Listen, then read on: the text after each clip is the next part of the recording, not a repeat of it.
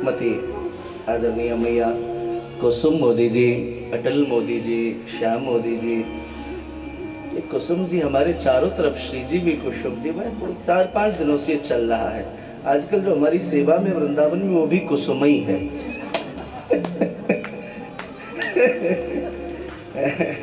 आपको पता नहीं पता है कि नहीं पता है, जो हमको प्रसाद पवाती हैं वो भी कुसुम है।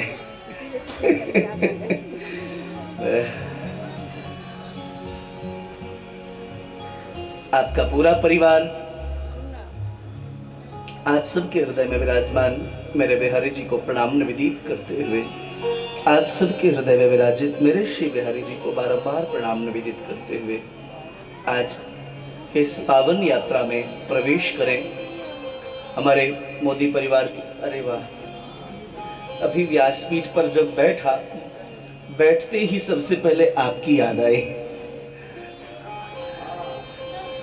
अभी जब बैठा तब अरे सिंघानिया साहब भी बड़ी कृपा पूर्वक पधारे, सुरेश बाबू, श्रवण बाबू, सब लोग,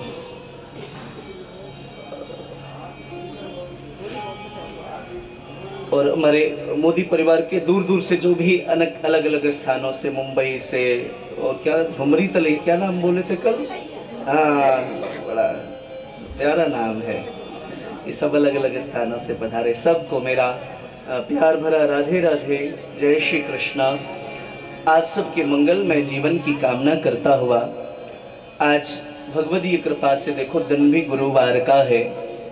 जीवन तो ऐसी जो श्री ठाकुर जी के चरणारविंद में आ गया उनका जीवन प्रकाशित हो जाता है, किंतु फिर भी यह जो दिवस है गुरु का, यह अद्भुत दिवस है।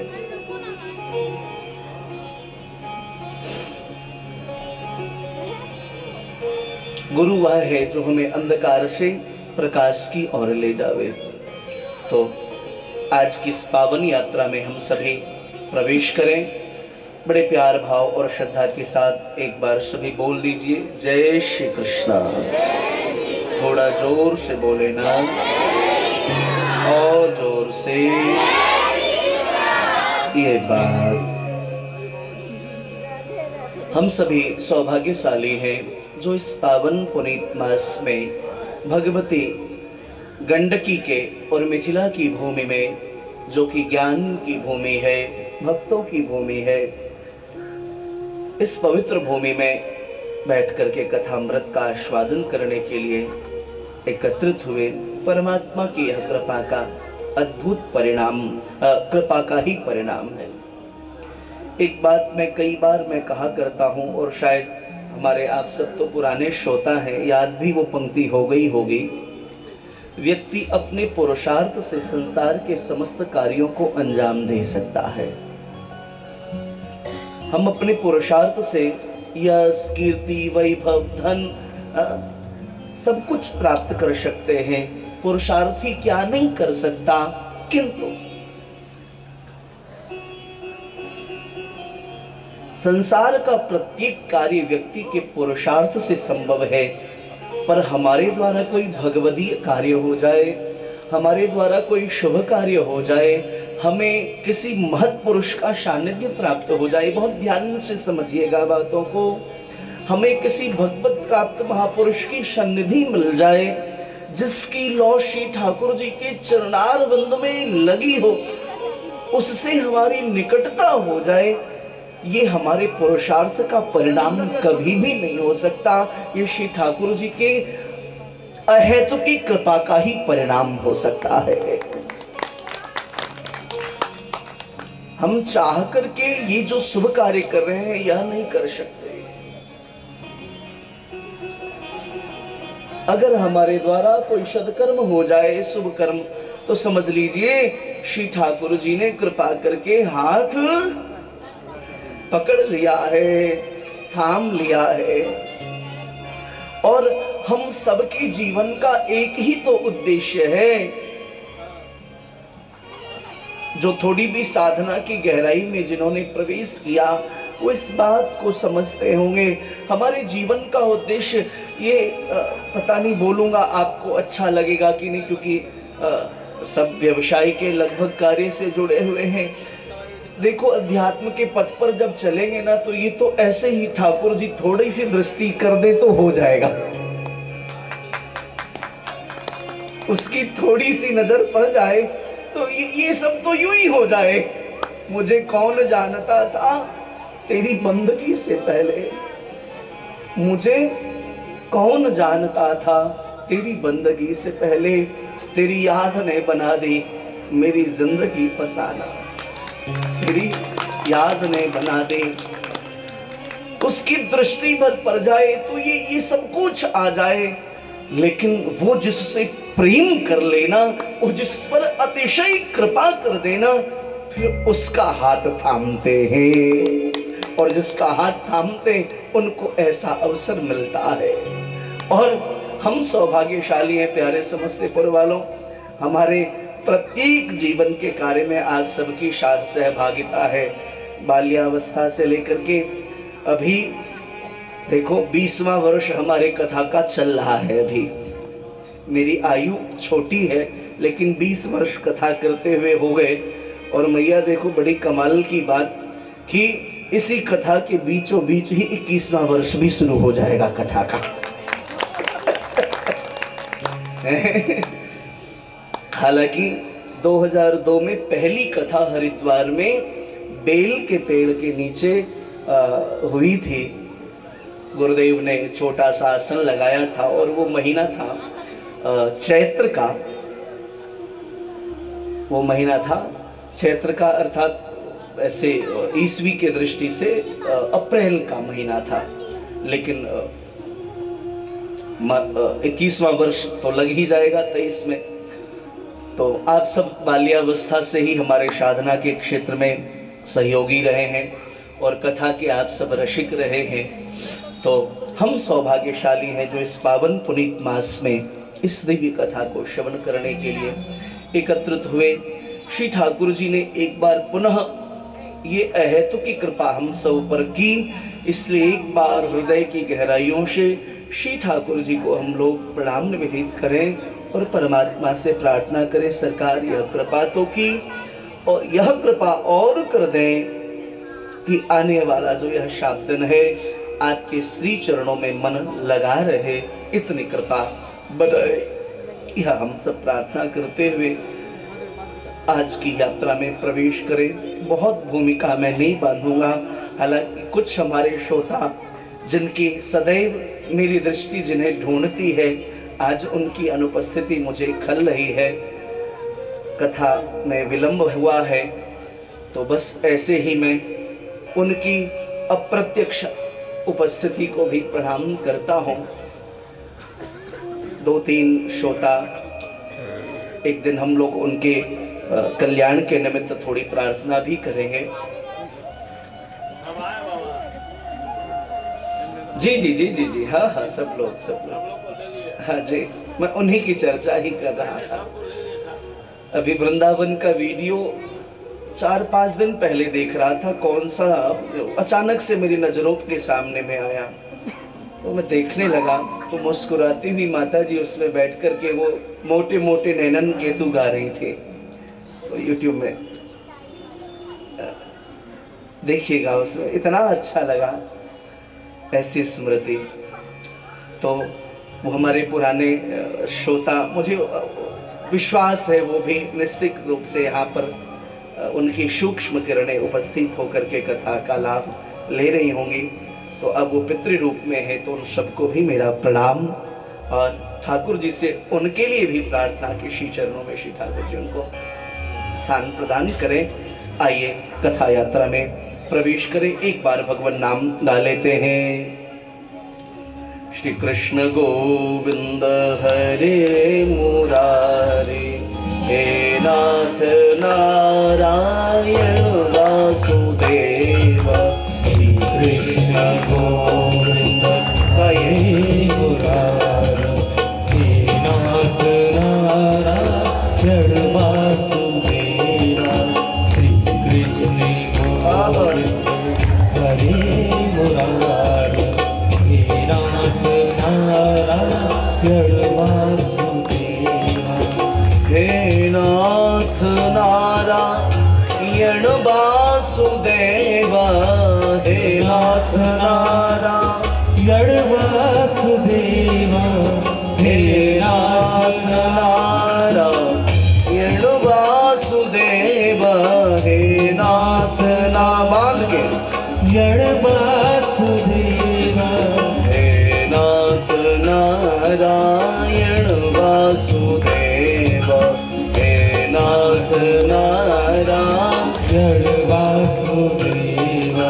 श्री कृष्ण गोविंद मुरारे, हे नाथ नारायण वासुदेव। श्री कृष्ण गोगाये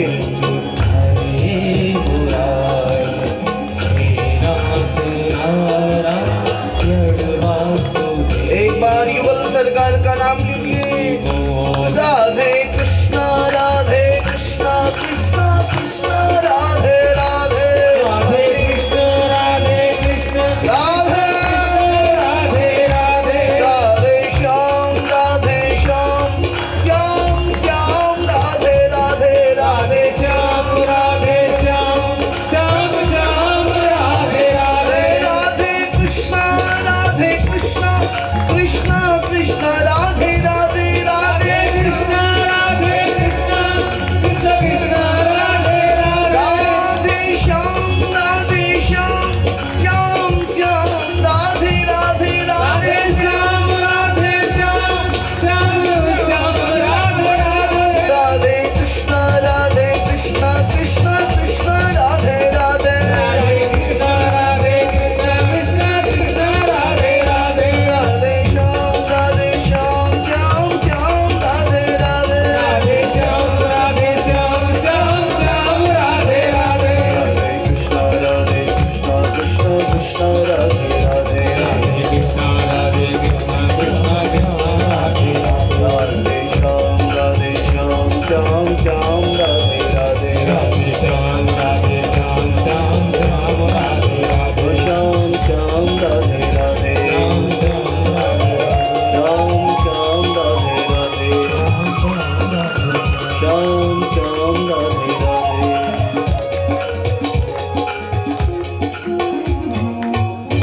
श्री युगल सरकार की, श्री राधा कृष्ण भगवान की।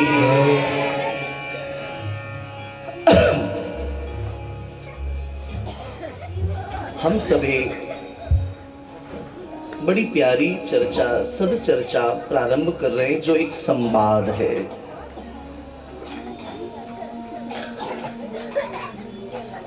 महत्पुरुष जब जगत से कोई चर्चा करते हैं तो वह संवाद की प्रक्रिया होती है, और वह संवाद जीवन को दिशा और दशा प्रदान करती है। संवाद का जब अभाव होता है तो विवाद प्रकट होता है। संवाद विहीन जीवन विवाद युक्त हो जाता है। ये चर्चा संवादी है।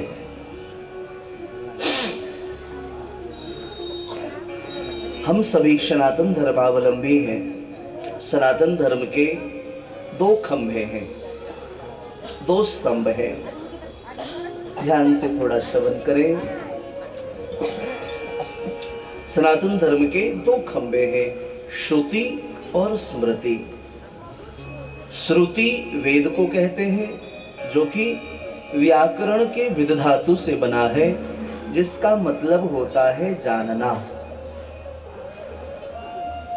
जिस ग्रंथ को पढ़ करके हमने उस परम तत्व को जान लिया, वो वेद भगवान है। जगत में सबसे प्राचीन ग्रंथ है वेद भगवान। हालांकि संत तो कहते हैं ये अपौरुषेय है। अपौरुषेय अर्थात जिसकी रचना किसी पुरुष ने नहीं की, लेकिन वर्तमान का विज्ञान मानता है कि ये अपौरुषेय नहीं, पौरुषेय है, और यह इसकी रचना लगभग 10,000 साल पहले हुई है। हालांकि हमारे शास्त्र कहते हैं यह अपौरुषेय है, करोड़ों वर्ष पूर्व इसका पृथ्वी पर श्रुति के माध्यम से पृथ्वी पर इनका आना हुआ। श्रुति मतलब क्या? जो सुनकर के प्राप्त की गई हो। वेद प्राचीन काल में मंत्रों को लिपिबद्ध नहीं किया जाता था, इसलिए वेदध्वनि श्रवण करें। ये वेदध्वनि ये निर्जीव नहीं है, ये सजीव है। इनकी जो ऊर्जा है, इनका जो वाइब्रेशन है, आपके जीवन के नकारात्मकता को दूर करती है, नेगेटिविटी को समाप्त करती है। ये वेद की जो ऋचाएं हैं, ये ऋषि हैं। उपासना कांड में 16,100 मंत्र है। 3 कांड है, ज्ञान कांड, उपासना कांड और कर्म कांड। उपासना कांड के 16,100 मंत्र जो हैं, श्लोक अलग होते हैं। पुराणों में होते श्लोक और वेदों में होते हैं मंत्र। पहले दिन की कथा है, हालांकि आप पुराने श्रोता है, कुछ नए जुड़े हैं, तो मैं कम भी समझ में आए तो थोड़ा चेष्टा करिएगा। मन लग जाएगा तो बड़ा रस आएगा, फिर आप भूल नहीं पाएंगे। और वैसे भी कृष्ण जो हैं पकड़ लेने वाले हैं, जो जीव को पकड़ ले जकड़ ले वो कृष्ण है। कर्षयति आकर्षयति विकर्षयति इति कृष्ण। जो जीव को पकड़ ले जकड़ ले वही तो कृष्ण है। हा? तो पुराण में जो चर्चाएं हैं वो श्लोक की है, वेदों में मंत्र है। ये मंत्र सब प्रत्यक्ष हैं, इनकी अपनी ऊर्जा होती है। इसलिए घरों में और कुछ म्यूजिक आप प्ले करें, श्रवण करें मन की शांति के लिए, तो आप अनुभव करेंगे वो जो म्यूजिक आप सुनते हैं वो उतना काम नहीं करेगा जितना काम यदि आपने कुछ वेदध्वनि उसी म्यूजिक के स्थान पे प्ले कर दिया, वो ज्यादा काम करेगा। कभी अप्लाई करके देखिएगा, उसकी अपनी एक अलग ऊर्जा होती है, अलग ऑरा होता है। तो श्रुति वेद को कहते हैं, जो व्याकरण के विधातु से बना है, जिसका मतलब होता है जानना। सनातन का दूसरा खंबा है स्मृति। स्मृति के अंतर्गत अष्टादश पुराण अर्थात 18 पुराण, अष्टोत्तरशत उपनिषद अर्थात 108 उपनिषद, ब्रह्मसूत्र, न्याय, मीमांसा, षडशास्त्र, 6 शास्त्र है ना, ये सब स्मृतियों के अंतर्गत आते हैं। तो स्मृतियों में जो 18 पुराण है, उन पुराणों में एक पुराण है श्रीमद् भागवत। की सिंधु में गोताखोर लगाता है हरिवंश राय बच्चन। जाकर क्या है वो पंक्ति, डुबकियां सिंधु में गोताखोर लगाता है, जाकर खाली हाथ लौट आता है, ऐसी करके कुछ है। मिलते न उसको मोती यूं ही गहरे पानी में, किंतु बढ़ता दूना उत्साह इसी हैरानी में, हाथ खाली उसकी हर बार नहीं होती। अरे एक बार डूबोगे नहीं लगेगा हाथ, पर कब तक नहीं लगेगा, अनुभव तो होता ही है। समुद्र जो है ये तो रत्न से भरे हुए, इनका नाम है महोदधि।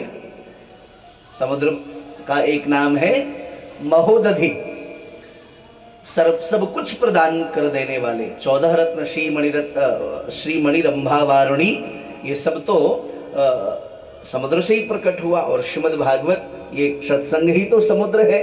जितनी बार डुबकी लगाओगे, जो रत्न चाहिए प्राप्त कर लो। वैराग्य चाहिए वो मिल जाएगा, भक्ति चाहिए वो मिल जाएगा, ज्ञान चाहिए वो मिल जाएगा। और साहब छोड़िए, भक्ति के भी अलग अलग स्वरूप हैं, और जिसमें हमारे वैष्णवीय सिद्धांत में प्रेमा भक्ति को सर्वोत्तम मार्ग बताया है, प्रेमा भक्ति। तो ये प्रेमा भक्ति भी श्रीमद् भागवत प्रदान करते हैं, समुद्र है। तो ये श्रीमद् भागवत, इसमें 12 स्कंद हैं। बहुत ध्यान से सुनिए, थोड़ा सा परिचय बस करा दूं प्रारंभ में, पुराने श्रोता सब जानते हैं पर नए लोगों को बता दूं। भागवत में 12 स्कंद हैं, 335 अध्याय हैं और 18,000 श्लोक हैं, जिसकी चर्चा 7 दिनों में होगी। और ये चर्चा हम जितने सुनकर के प्रसन्न होते हैं, उससे ज्यादा इसको सुनकर के हमारे पितर प्रसन्न होते हैं।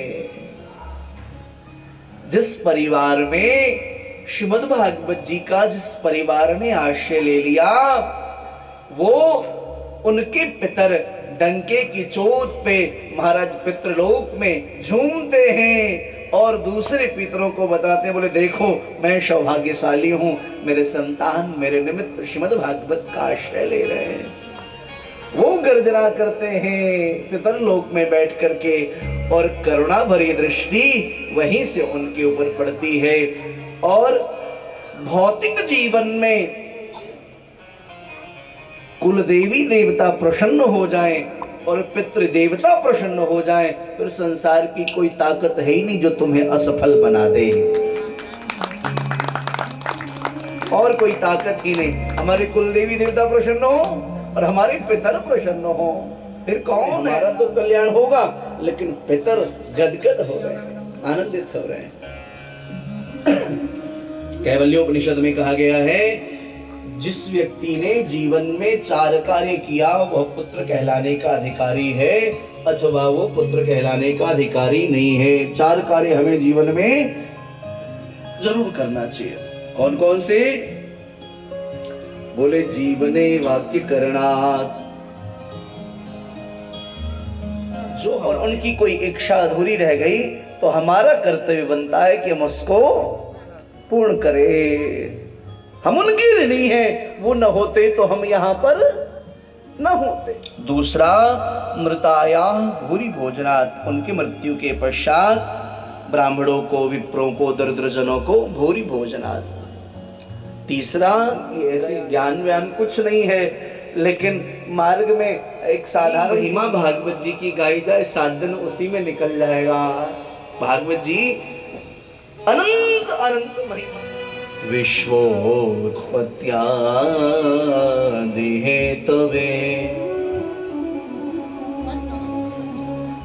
तापत्रे विनाशाय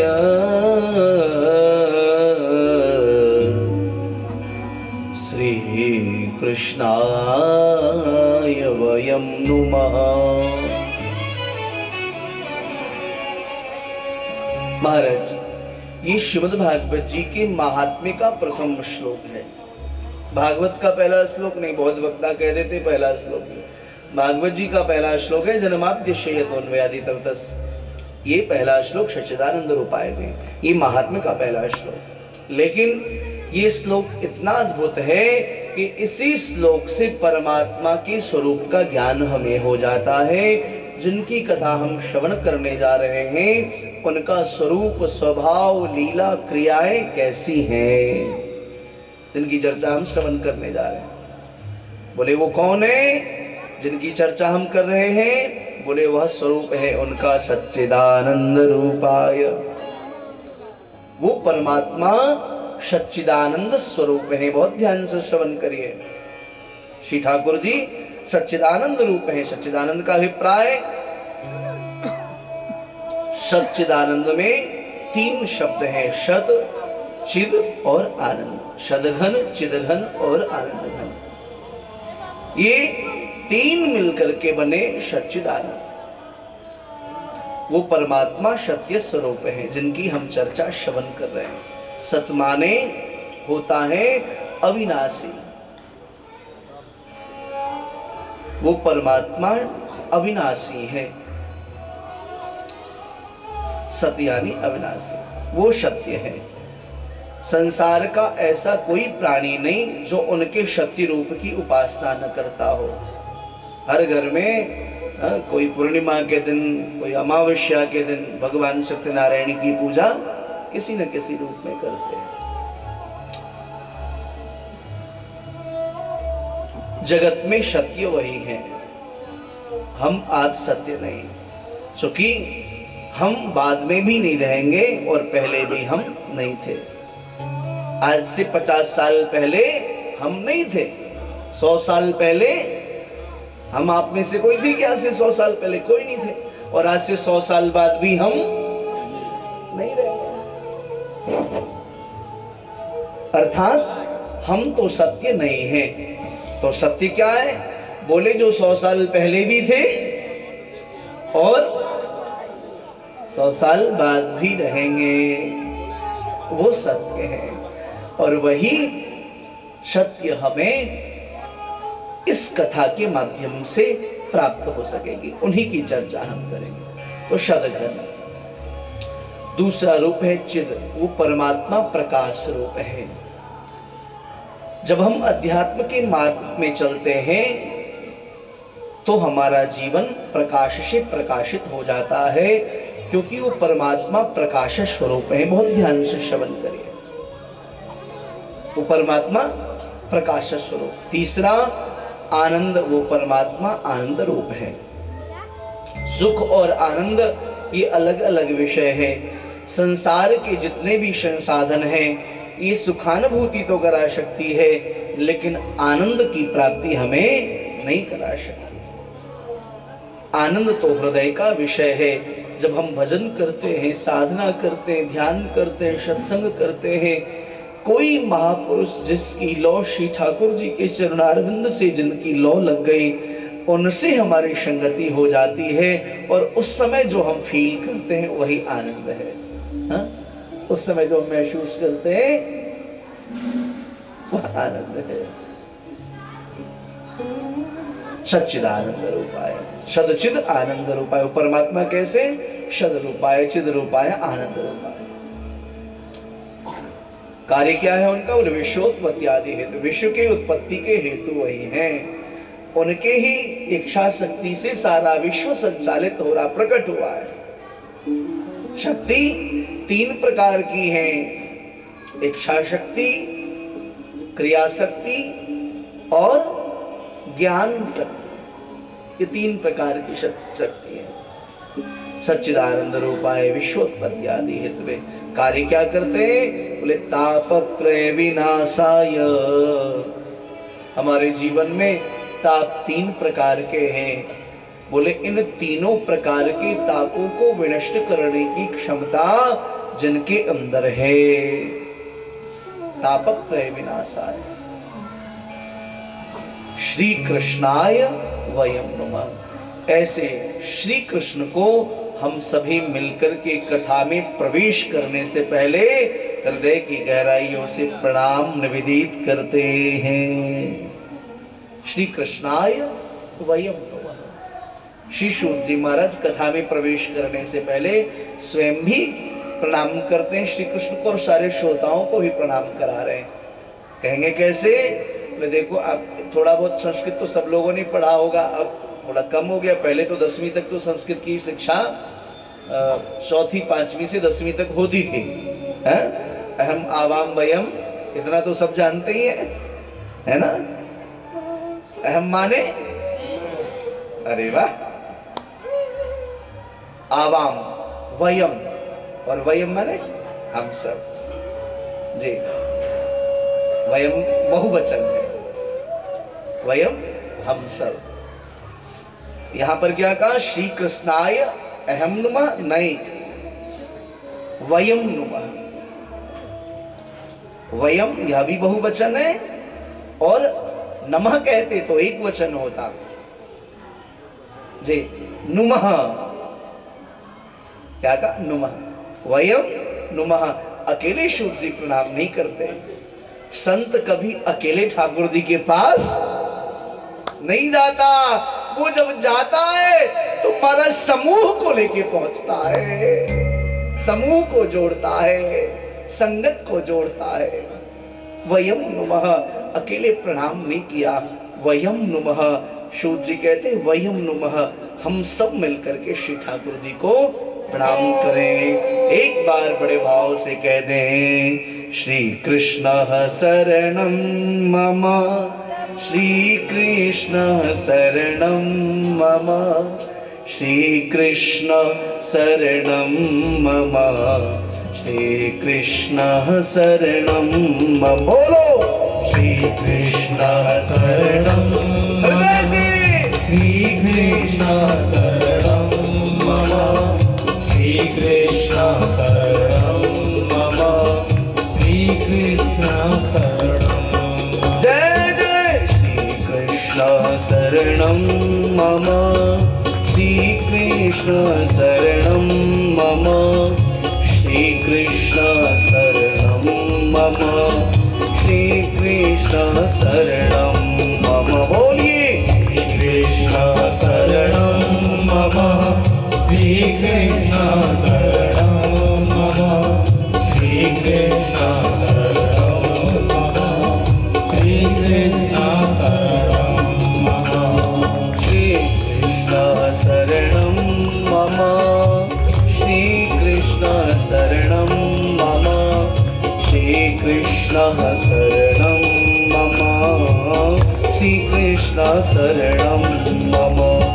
श्री कृष्ण शरणं मम। जय जय श्री कृष्ण शरणं मम। श्री कृष्ण शरणं मम। श्री कृष्ण शरणं मम। श्री कृष्ण शरणं मम। श्री कृष्ण शरणं मम। श्री कृष्ण शरणं मम। श्री कृष्ण शरणं मम। श्री कृष्ण शरणं मम। श्री कृष्ण शरणं मम। श्री कृष्ण शरणं। श्री कृष्ण शरणं मम। श्री कृष्ण। श्री कृष्ण शरणं मम।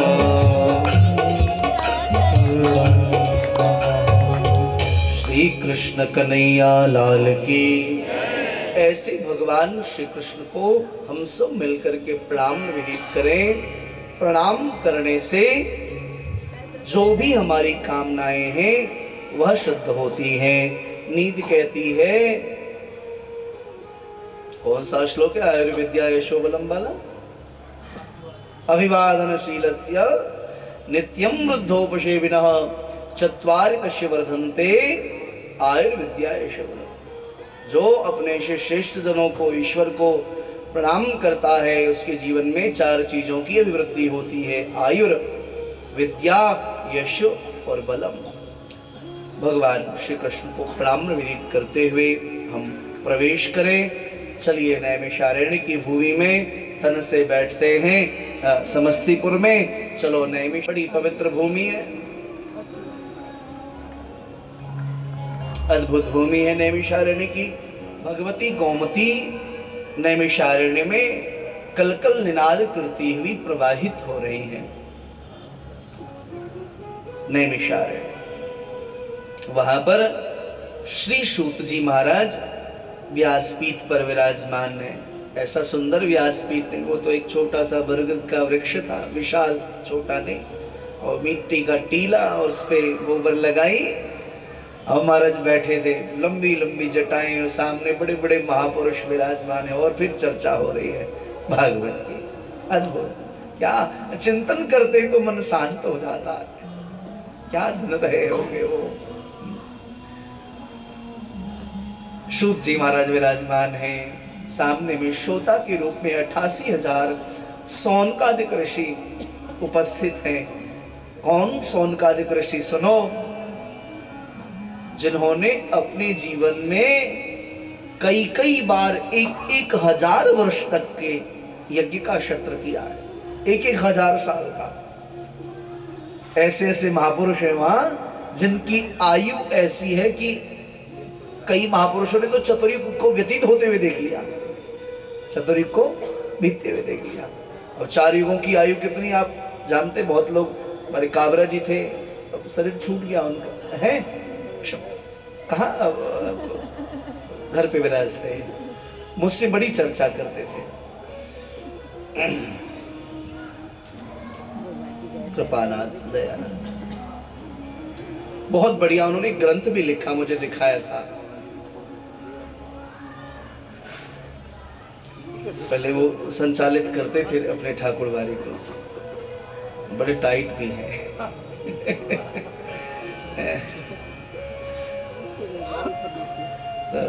आरएसएस से जुड़े हुए थे पहले। उन्होंने चतुर्युग की गणना लिखी थी, कलयुग की आयु कितनी है, यज्ञ किया जाए, सत्संग किया जाए, साधना किया जाए।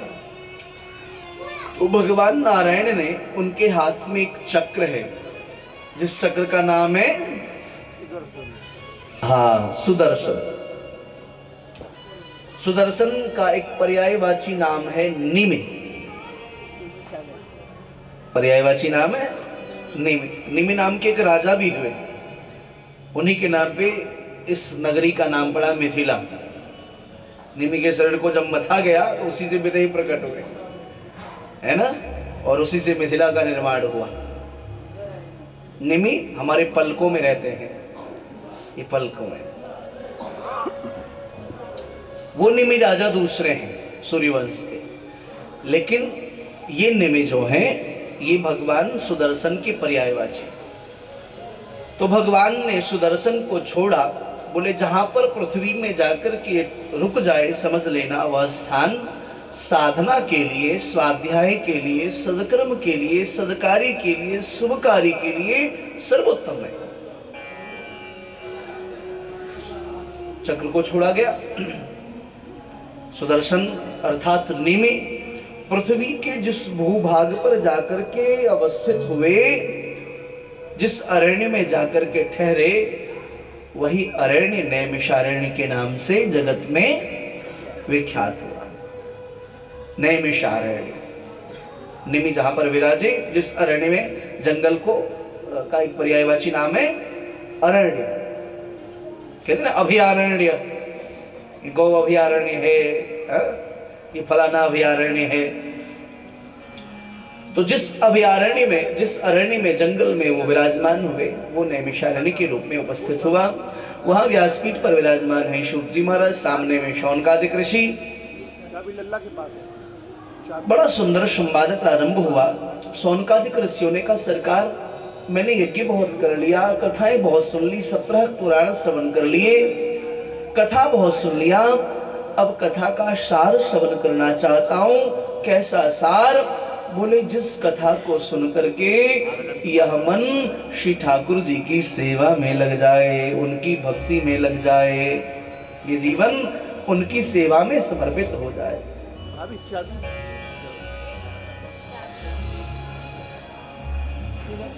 सूत जी महाराज बड़े प्रसन्न हुए। उन्होंने बड़ी प्यारी चर्चा सुनाई, जो जगत में भागवत के नाम से विख्यात है। बहुत प्यारी चर्चा। बोले एक बार पृथ्वी पर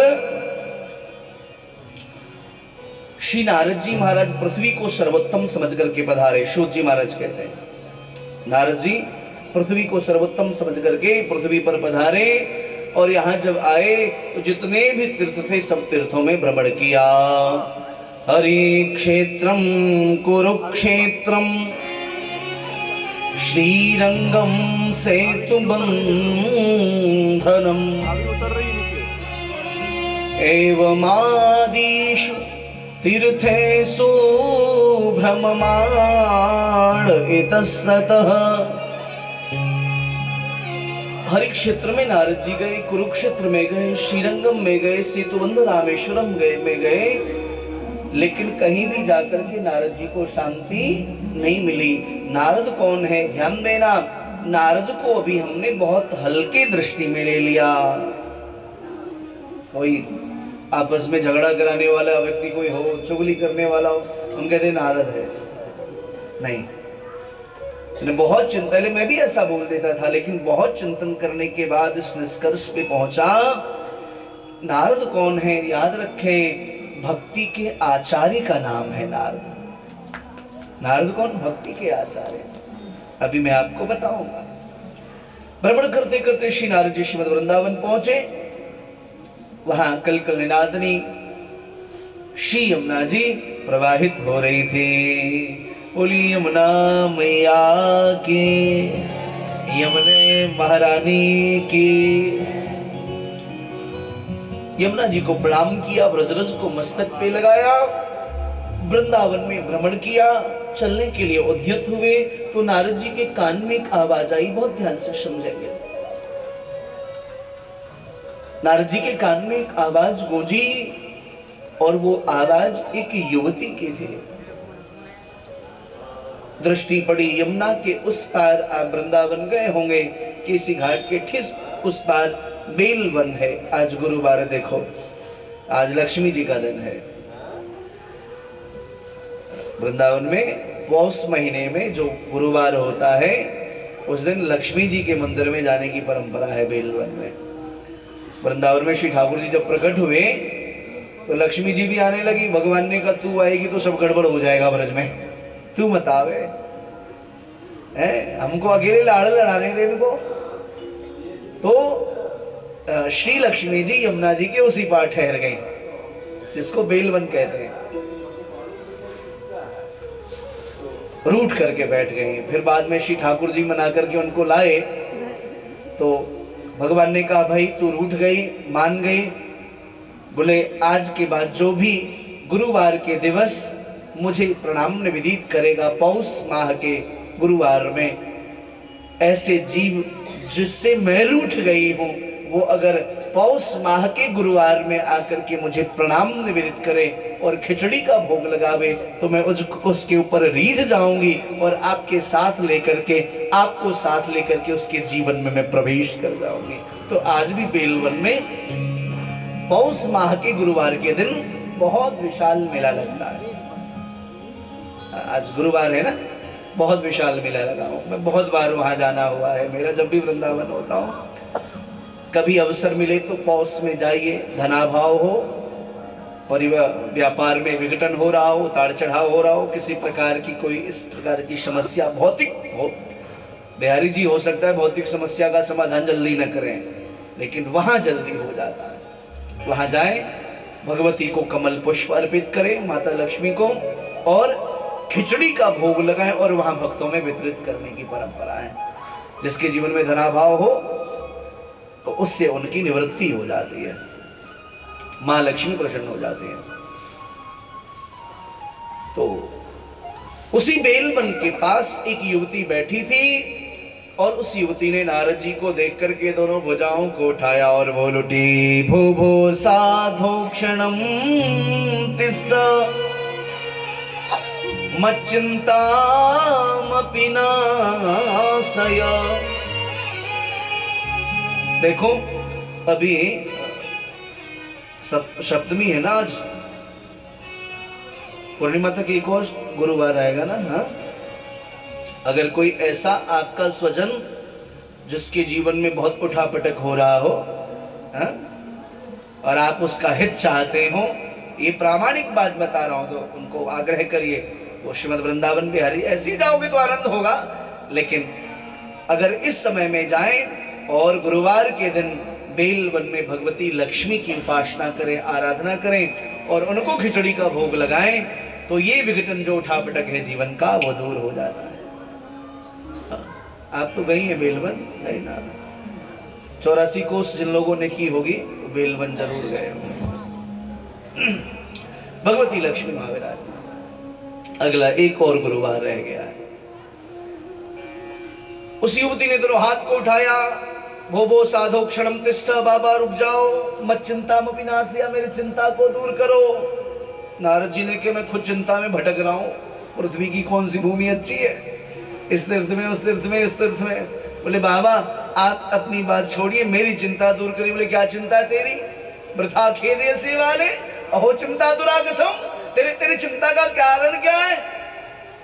और ब्रज में रह करके तू चिंता करती है, ये कौन सी बात है? श्री कृष्ण चरणाम भोजम, श्री कृष्ण के चरण का आश्रय ले, स्मरण कर, होगा क्या उससे? बोले स्मरण दुखम गमिष्यति, तेरे को दुखों की निवृत्ति हो जाएगी। हर स्मृति ही, हरि ही स्मृति ही सर्व विपद विमोक्षणम, हरि की स्मृति सारी विपत्तियों को नष्ट कर देती है।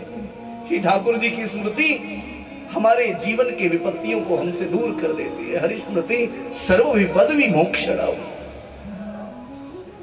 जब संकट काल जीवन में आए तो बस एक बार भुजाओं को उठा के कहे, हे नाथ मैं आपका हूं, आप मेरे हो। हा? मैं आपका हूं, आप मेरे हो। देवी कौन हो तुम, क्या परिचय तुम्हारा? उस युवती ने अपना परिचय दिया। बोले सरकार मेरा नाम भक्ति है। नारद जी खुश हो गए, आहा मेरा तीर्थ यात्रा करना सक्सेस हो गया, सफल हो गया। मुझे कहीं शांति नहीं मिल रही थी। देखो भक्ति, तुम तो दुखी हो पर तुम्हें देख करके मुझे सुख मिल रहा है। और सुनो, मैं नारद तुम्हें वचन देता हूं, तुम्हें देख करके मुझे सुख हो रहा है। तो मैं नारद वचन देता हूं, जगत के प्रत्येक जीव के हृदय में मैं जब तक तुम्हें स्थापित नहीं कर दूंगा तब तक अब मैं चैन से नहीं बैठूंगा। मैं प्रत्येक हृदय में तुम्हें ये नारद जी महाराज ने किया। श्री नारद जी की भक्ति सूत्र को पढ़ी, अद्भुत भक्ति सूत्र है श्री नारद जी का।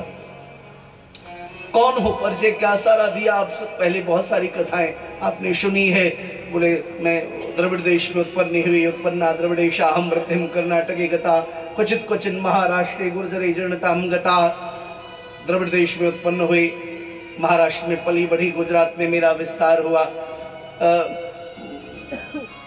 उत्पन्ना द्रविड़ेशाहम वृद्धिम कर्नाटके गता, कर्नाटक में बढ़ी, द्रविड़ में मेरा विस्तार हुआ, गुजरात में बूढ़ी हो गई। लेकिन वृंदावन पुनः प्राप्य नवीने विसरो, वृंदावन में आकर के मैं युवती हो गई। बोले फिर क्यों दुखी है? बोले श्री कृष्ण से जो मिले वो युवान हो जाता है। श्री कृष्ण 125 साल की आयु में भी युवान हैं। आज भी श्री कृष्ण सर्वत्र सबके हृदय में विराजमान है। फिर क्यों दुखी हैं? बोले मेरे 2 पुत्र हैं, वो बुजुर्ग हैं, माँ युवती हो, बेटा वृद्ध हो, ये अच्छा नहीं। माँ है। पुत्र के हृदय की पीड़ा संसार में यदि कोई समझता है तो मुझे लगता है वह माँ है। सज्जनों, नारद जी ने कहा चिंता न करो, आए कान में। उनके 2 पुत्र हैं भक्ति के, बहुत ध्यान से सुनिए। भक्ति महारानी के कितने बेटे? 2। कौन कौन? ज्ञान और वैराग्य। मां से यदि संबंध हो गया, मां यदि खुश हो गई, तो बेटे से आज नहीं कल मिलवाई देगी। है? अगर जीवन में भक्ति आ गई तो महाराज ज्ञान तो प्रकट हो ही जाएंगे। कहते ना वो मुंह को होई वाचाल, पंगु चढ़ई गिरिवर कहना, जा सुरदय आगार वसही राम सर चापधर, मुखम करो दिवाचालम पंगुम लंघयते गिरिम, यत् कृपा तमहम वंदे परमानंद माधवम। हे गोविंद, जिसपे तुम रीझ जाते हो, गूंगा बोलने लगता है, बहरा सुनने लगता है, लंगड़ा दौड़ के महाराज एवरेस्ट पे चढ़ जाता है। लेकिन जिसपे तुम रीझते हो, रीझते किस पे हो? जिसपे भक्ति महारानी कृपा करती है। नारद जी गए, वेदांत कान में खूब सुनाया, सुगमु गाए भी ने कोई फर्क नहीं पड़ा। अब क्या करें, उदास होके जा रहे थे, सनत कुमारों से भेंट हो गई। सनत कुमारों ने कहा बाबा तुम्हें देख के सब खुश होते, तुम खुद आज उदास हो। बोले मैं क्या बताऊं, भक्ति जिनके दर्शन की लालसा थी, उनकी कृपा न होती तो नारद भी वीणा बजा के नारायण नारायण न गा रहा होता। मैंने वचन दिया तुम्हारे जीवन से दुख की निवृत्ति करूंगा, लेकिन नहीं कर सका, इसलिए पीड़ित हूं। बोले उनके दुखों की निवृत्ति चाहते हो? हाँ। बोले भागवत का आश्रय लो। भागवत क्या है? बोले भागवत भारतवर्ष के मुकुटमणि का नाम है। भागवती भूषण भूत वेतन। भागवत भारतवर्ष का मुकुटमणि है। महाराज वेद वेदांत तो सुना दिया, कोई फर्क नहीं पड़ा, भागवत से क्या होना है? बोले महाराज बहुत बार जो काम फल करता है वो जड़ नहीं करता, जो काम जड़ करता है फल नहीं करता है। और श्रीमद् भागवत क्या है जो आपने सुनाया वेद, बोले ये वृक्ष है निगम कल्पतरोर गलितम फलम सुखमुखाद अमृत द्रव संयुतम पिबत भागवत। ये भागवत क्या है, बोले निगम रूपी वेद के वृक्ष का पका हुआ फल है श्रीमद् भागवत। हाँ, आश्चर्य ले, इसको श्रवण करने से आज तक किसी का कल्याण हुआ है? बोले बहुत से महापुरुषों का कल्याण हुआ है। किस किस का? बोले ये मानवा पाप कृतस्तु सर्वदा सदा दुराचारता विमार्गाः क्रोधाग्निदग्धाः कुटिलाश्च कामिनः सप्ताहि ज्ञेन करो पुरन्ते। जिस मानव ने बहुत ध्यान से श्रवण करे, जीवन भर पाप कर्म किया हो, जो सदैव संसार के कार्यों में लगा रहा हो, कभी भक्ति आदि न की हो, ऐसा जीव भी भागवत का आश्रय ले तो भागवत उनका कल्याण कर देते। अच्छा, बोले हाँ। अंत में एक बड़ी प्यारी बात कही, इसकी व्याख्या करें तो समय लगेगा। एक बात बहुत अच्छी कही जो हमारे सुनने योग्य है। बोले सुनो नारद जी, यहाँ तक कि कोई जीव पाप करता करता मर जाए और उसके निमित्त उसका संतान, उनके संतान भी यदि भागवत का आश्रय ले तो उस जीव की भी मुक्ति हो जाती है जो चले गए। अच्छा, कोई प्रमाण है? बोले हाँ प्रमाण है। क्या प्रमाण? तो एक बड़ा प्यारा, बहुत प्यारी घटना सुनाई सनत कुमारों ने श्री नारद जी महाराज को। तुंगभद्रा तटे पूर्वमभूत्पत्तनमुत्तमम् यत्र वर्णा स्वधर्मेण सत्य शतकर्म तत्परा। बोले तुंगभद्रा नदी जो दक्षिण भारत में अवस्थित है, उसके तट पे एक ब्राह्मण रहते थे। विवाह के वर्षों बीत गए लेकिन संतान नहीं हुआ। एक दिन घर से बाहर निकल रहे थे, पड़ोसियों ने देख लिया। पड़ोसियों ने जैसे ही देखा मुंह फेर लिया। किसने? पूते का मुंह देख लिया, सारा दिन खराब हो जाएगा। पंडित जी के हृदय में बड़ी पीड़ा हुई और प्रतिज्ञा कर ली, संतान होगा तो लौटूंगा, नहीं तो नहीं लौटूंगा। याद रखना, हमारे जीवन में हमारे और कोई संबंध काम आवे ना आवे, और कोई कार्य काम आवे ना आवे, लेकिन हमारे द्वारा किया गया जो सदकर्म है, हमारे द्वारा किया गया जो शुभ कर्म है, इस बात को गांठ बांध लेना। हमारे द्वारा किया गया जो शुभ कर्म है, सदकर्म है, संकट काल में जब सब हाथ छोड़ देंगे, उस समय में हमारे द्वारा किया गया जो शुभ कर्म है, वो शुभ कर्म ही हमारे काम आता है। और इसके अनेक प्रमाण हैं। अभी जो आप सदकर्म कर रहे हो ना, ये नष्ट हो, संसार के सारे आपके किए गए कार्य नष्ट हो सकते, पर यह नष्ट नहीं होगा, ये कभी नष्ट नहीं होगा। भजन खूब किया था, त्रिकाल संध्या करते थे, भगवान ही संत के रूप में आ गए। काय उदास हो पंडित जी? बोले महाराज आप तो सब जानते हो, सारी बात बताई। बोले क्या करोगे बेटा लेकर के? नहीं माने। भगवान के रूप में जो संत आए थे, संत के रूप में जो भगवान आए थे, उन्होंने एक फल दिया, पत्नी को खिला देना। पर याद रखना, जो होनी है वह तो मैच फिक्स है प्यारे। सब कुछ निर्धारित है। जाकर के वो फल दिया पत्नी को। पत्नी ने सोचा खाऊंगी तो बड़ी समस्याएं होंगी, पुत्र ही तो चाहिए। अपनी सखी को बना लिया धन आदि के बल पे। परीक्षा लेने के लिए उस फल को अपने गाय को खिला दी जो बांझ रहती थी। कभी बछड़ा वछड़ा नहीं दिया। कभी संत का परीक्षा न लेना, किसी की साधना की परीक्षा न लेना, और किसी की छोड़ो अपनी साधना की परीक्षा मत लेना। हम देवालय में जाते हैं, देखते क्या होता है, हम कथा सुनते देखते क्या नहीं, यहाँ परीक्षा नहीं।